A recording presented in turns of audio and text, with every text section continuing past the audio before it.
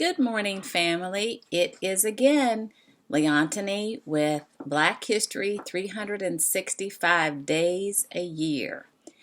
Today, I want to share some information about Black history, some things that you may know, but also to give you maybe some advice and some encouragement to go out and to do some things this weekend or during some time that you have off. Now, if you're a government worker, and I'm a government worker on top of doing my own business and lectures and books, out here you got to work multiple jobs just to keep the water bill paid, the light bill paid, and everything else. But one of the perks is that we actually get President's Day. And President's Day is Monday, so we will have Monday off, those of us who work in certain industries. If you work for the federal government, post office, government workers, we do celebrate President's Day. But instead of you going out and, buying some stuff, I'm not saying that you can't go out shopping. Lord knows I would never suggest that. But you might want to consider learning more about our presidents. And if you live in Central Virginia or even in Northern Virginia, we have the presidential homes. All of them, from Mount Vernon to Montpelier to Monticello, and even our nation's capital, they were all built by the labor of enslaved persons. And that's important to know. I know when I was a child growing up, that was never, mentioned in our history books. It just kind of seemed like miraculously those buildings were built and implied that they were built by Europeans or not slavery, but they were all built, in fact, by enslaved laborers. So the first one, and again, I always want to combine the history. African American Black history is the history for everyone. It's not just for a certain group. So the first person that we'll talk about is George Washington's Mount Vernon. I've been to Mount Vernon, and it's a good place to visit. But in terms of the enslaved community, it was built and sustained and maintained by the enslaved laborers there. And what's kind of funny, and I know that you might agree with me, maybe it's not funny, I just think it's kind of interesting, that you rarely meet someone with the last name of Washington who isn't Black. I have Washington surnames in my family. I'm sure that many of you do, but most people who have that surname are African Black Americans, and that's not by accident when you had hundreds of slaves and after they were emancipated took on this surname of Washington. And not only the surname, but several of people in our community, in the African American Black community, are also biological descendants of the Washington family. So you want to do your research. I know there are people out there who I know who are actually descendants of Washington. Now, here's a book that I would recommend that you read. Again, there are hundreds of books, if not thousands of books, written on the subjects of our presidents. But I try to keep the books that are relevant and related to the African American community. So here's one. This was written by a local historian and scholar, Henry Winsick. And this is about George Washington, an imperfect God, his slaves, and the creation of America. So this is a book that I would suggest that you read. Our next president for President's Day would be Abraham Lincoln. I remember my grandfather, Solomon Gator, my mother's father, talking about Abraham Lincoln and how he freed the slaves. And we know now that if the Union could have been preserved and kept people enslaved, they would have kept us enslaved. That's why we keep having all these issues of racism and white supremacy, because people haven't moved very far off the mark. So we attribute the freeing of the slaves to President Lincoln, and it was a calculated strategy to preserve the Union by emancipating the slaves. So go do your research on Abraham Lincoln. And there are a lot of institutions that are named for Lincoln, and President's Day is one that we want to honor him and the legacy of freedom for all people in this nation. My grandfather, Solomon, like many of his contemporaries, became Republicans because of Abraham Lincoln. Most African Americans, black people, are Democrats, but during that season of time, they were Republicans.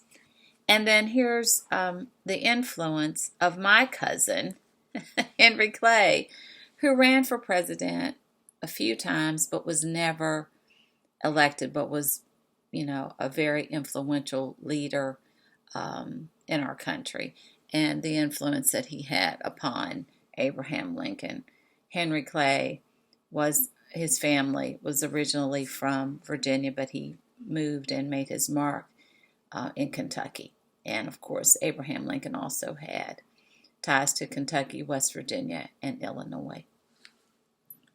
And perhaps my favorite president, not because my family was part of the community, of the enslaved communities in and around Montpelier and Orange County, Madison County, would be President James Madison, because, of course, he's known as the father of the Constitution. But I've done research and reading on President James Madison, and really he was, from childhood, a brilliant individual. And I say to people all the time, he had, because of the time, of course, that he was born, because of the enslaved workers, he was able to get a quality education, dedicate his time. He spoke several languages, could read several languages, and really was a dedicated scholar and dedicated to building a better America. And of course, this would have been for the landed gentry America, so for the Europeans, not for the enslaved people. But we still have to give him credit for his scholarship, for his dedication and commitment to writing the Constitution, which still stands.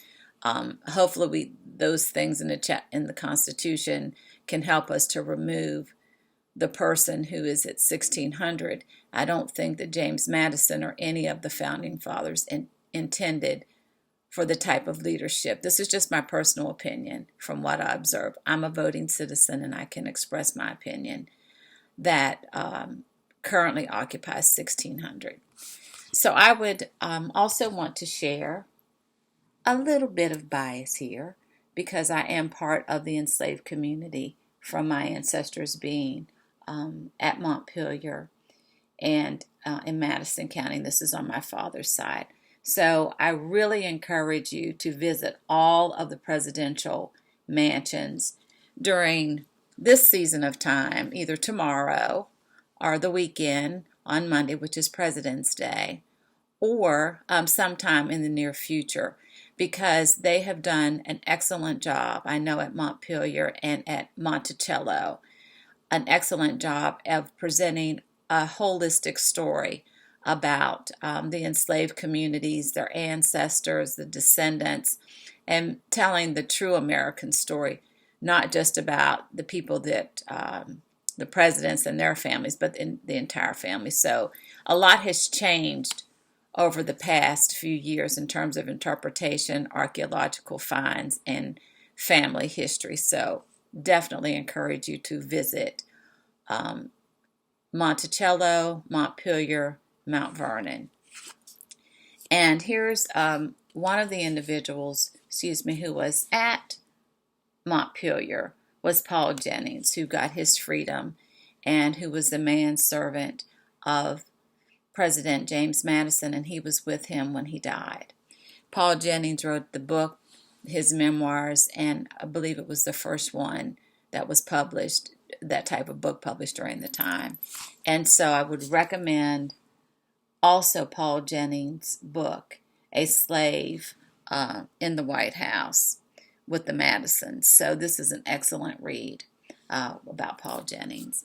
And again, I'm going to also plug The Mere Distinction of Color, which is the exhibit, an award-winning exhibit at Montpelier. When you go to Montpelier, you not only can visit the mansion, but you can visit the Gilmore cabin, which was a cabin that was occupied by a former enslaved family at Montpelier, and they went on and built their own home just really across the highway.